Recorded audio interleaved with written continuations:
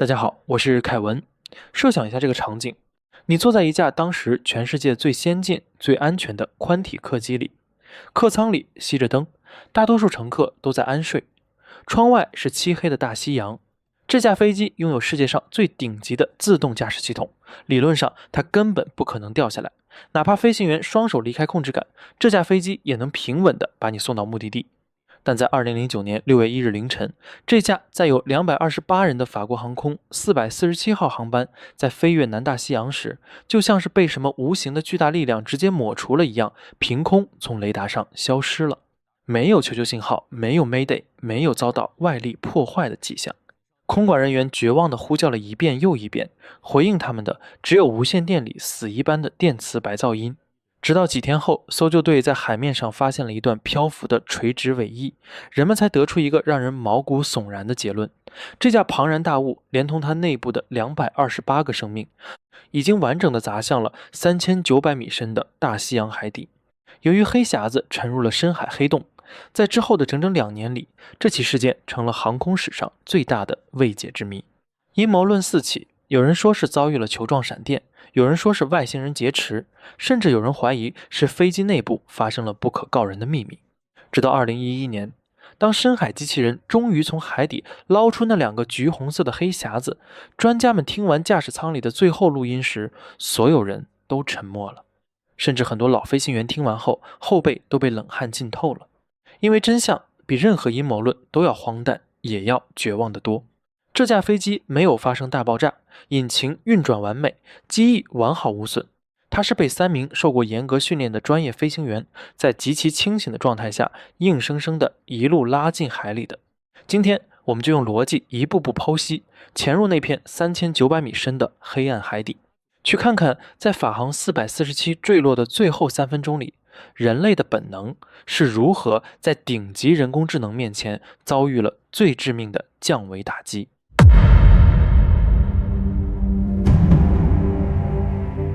在拆解这起悬案之前，咱们必须先了解一下这架飞机在当时到底有多牛。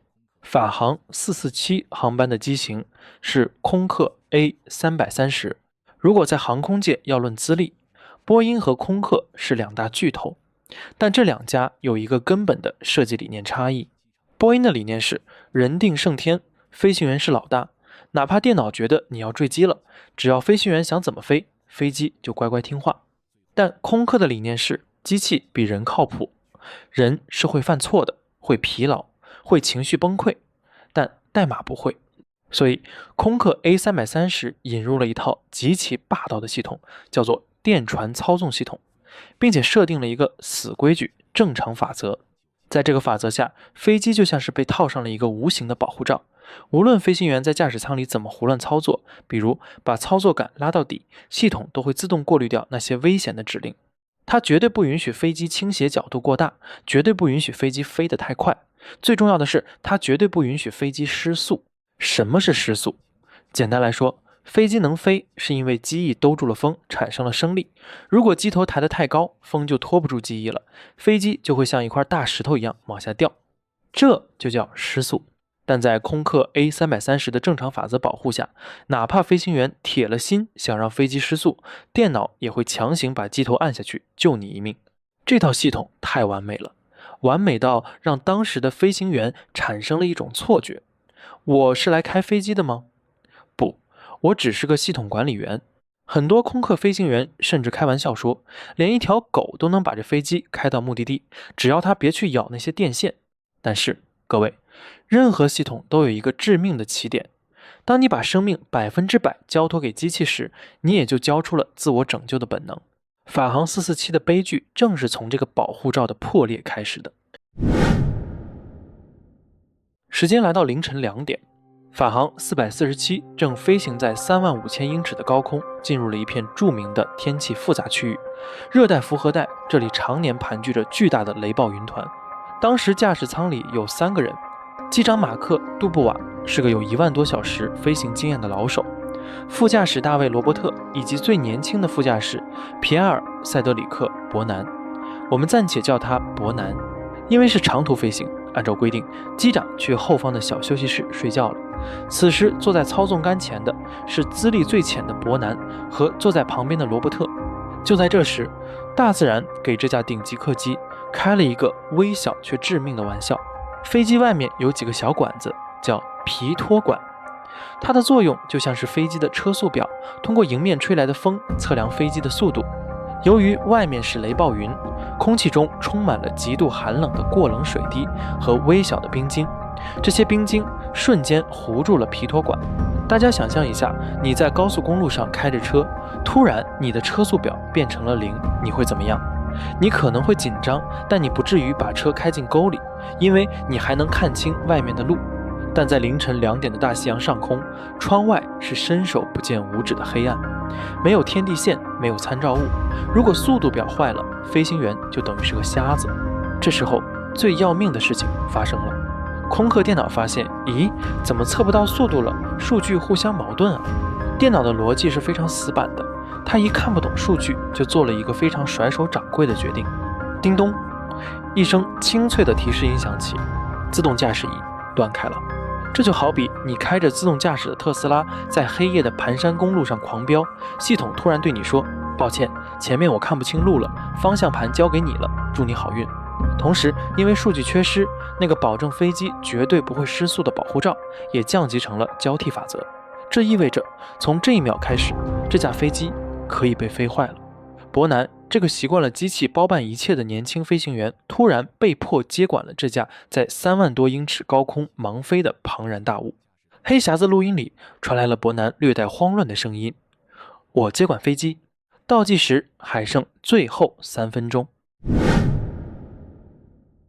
如果这时候伯南什么都不做，就让飞机自己平稳地飞，大概1分钟后，皮托管上的冰晶就会融化，一切都会恢复正常。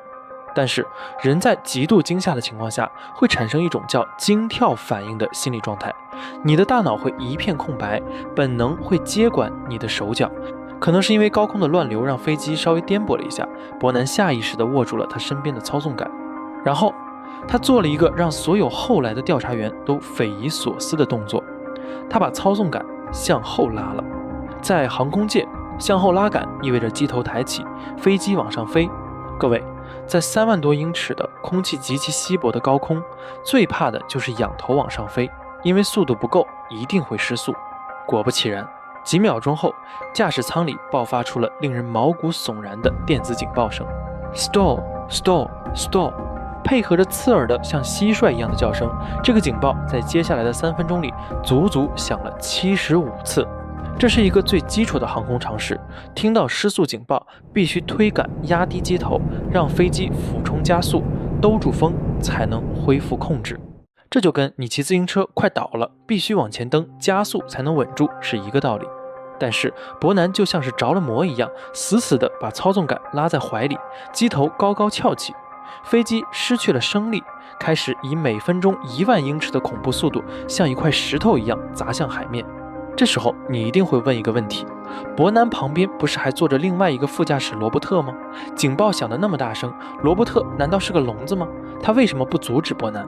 这就牵扯到了空客飞机一个极其特殊，也是在这场灾难中最受争议的工业设计——无声的操纵杆。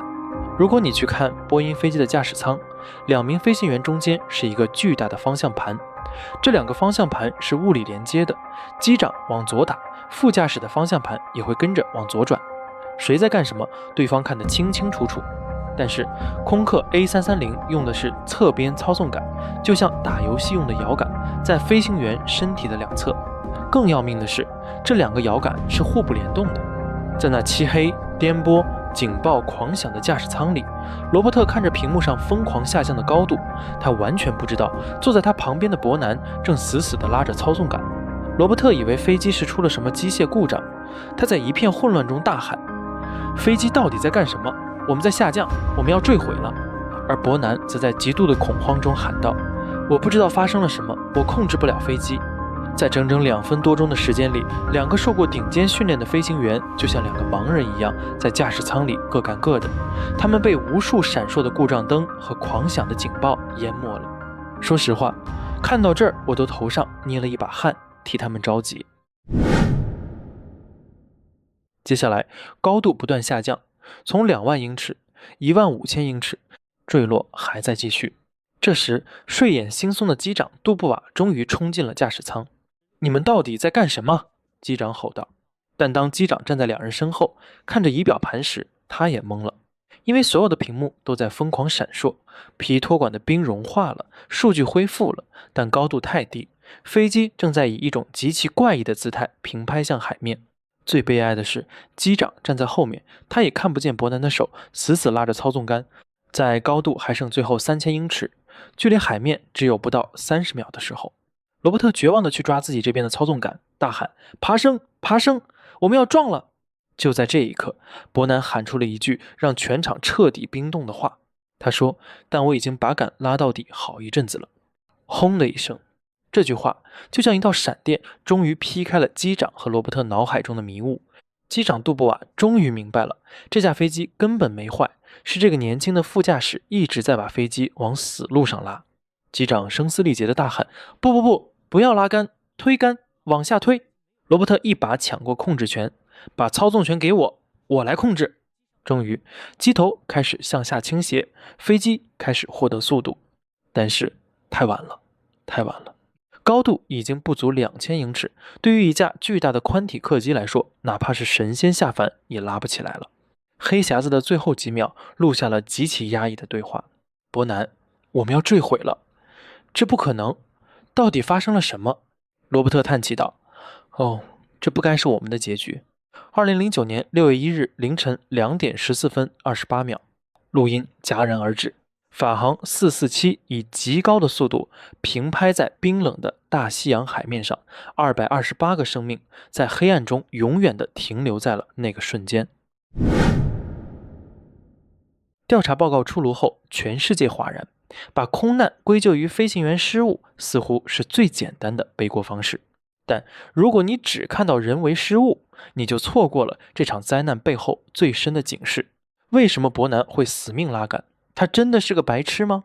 不，他是当时法国航空精挑细选的精英。心理学家和认知科学家在研究了这起空难后，提出了一个概念：认知过载下的过度补偿。在飞机断开自动驾驶的那一瞬间，巨大的噪音、闪烁的灯光、失重的错觉，让伯南的大脑瞬间宕机。他一直飞的是受到正常法则保护的飞机。在他的潜意识里，只要用力拉杆，飞机的电脑就会自动调整到一个安全的爬升角度。他根本没有意识到，保护罩已经消失了，他手里的摇杆已经变成了一把可以直接把飞机开进海底的利刃。这起空难在航空史上被称为“杨红线一代”的悲剧。什么意思呢？现在的飞行员看着屏幕上电脑画出的那条紫红色的导航线飞，他们每天在模拟机里训练的是如何管理电脑系统，是如何按对按钮。他们是顶尖的电脑操作员，但他们正在忘记如何像一只鸟一样去感受风，如何单纯的去飞一架飞机。当这架满身都是高科技传感器的飞机，在最需要人类飞行员展现基本功的那个凌晨，傲慢地甩手不干时，人类的本能彻底崩溃了。这仅仅是航空界的问题吗？朋友们，想想我们现在的世界，我们在高度依赖 AI， 我们开着带有自动驾驶辅助的汽车，我们在高速上敢把双手离开方向盘去回信息，我们用 ChatGPT 写报告，用算法决定我们看什么新闻。我们是不是也像那个坐在驾驶舱里的伯南一样，过度相信了系统的保护罩？如果有那么一天，我们在黑夜的高速公路上，系统的雷达突然被一颗冰雪糊住，自动驾驶瞬间断开，把那个重达2吨的钢铁怪兽交到你手里，伴随着震耳欲聋的警报，你能保证你不拉错方向盘吗？法航447的悲剧彻底改变了全球航空业的培训大纲。如今，全世界的航空公司都被强制要求必须让飞行员重新在高空进行手动飞行训练，重新练习如何从失速中改出。空客也在飞机的系统里加上了更加明确的双路输入语音警报，只要2个人同时动摇杆，机器就会大声警告。这228个生命用极其惨痛的代价，为人类在科技狂飙的道路上踩下了一脚沉重的刹车。它提醒着我们，无论人工智能进化到多么完美的程度，无论机器外壳多么坚不可摧，在漆黑的风暴中心，唯一能拯救我们的，依然是人类自身的清醒、勇气，以及对大自然的敬畏。这里是奇闻档案，一个喜欢扒开现象看本质，在悬疑中寻找硬逻辑的频道。每次回看这种空难调查，都会让人产生一种深深的无力感，但也正是这些惨痛的教训，铺就了今天安全的飞行之路。如果你觉得今天的视频有价值，请务必帮我点个赞，并订阅频道。你在乘坐飞机或者使用自动驾驶时，有没有遇到过让你后怕的瞬间？欢迎在评论区和我一起聊聊。我们下期节目再见。What's happening? I don't know what's happening. We're losing control of the aircraft here. We lost all control of the aircraft.